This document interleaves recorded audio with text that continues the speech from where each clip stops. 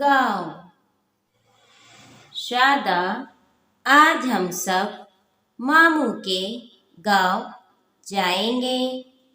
अफशा, हाँ शादा, मैं भी चलूँगी। शादा, सुना है वहाँ कोई मेला लगा है। अफशा, फिर तो हम मेला घूमने ज़रूर जाएंगे। शादा, वहाँ हमें बड़ा मज़ा आएगा। अफशा, रात में मामू के घर के आंगन में बैठेंगे। शादा, हाँ हाँ, नानी से कहानियाँ भी सुनेंगे।